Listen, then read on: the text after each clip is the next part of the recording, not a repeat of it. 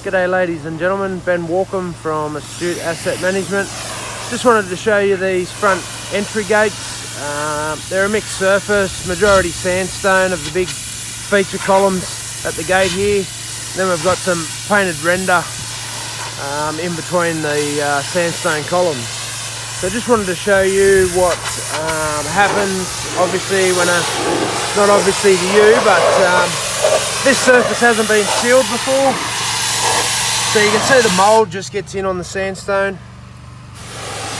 So we've cleaned this area here, put our mould inhibitor on, and here you can see the grime that we've cut through.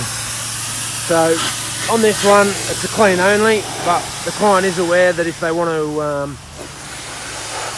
keep the mould off the surface and prolong the cleaning intervals, which in turn extends the life of the sandstone, they're going to be sealing in the next couple of years. So we're just using, a medium pressure, no more than 2000 psi on the sandstone.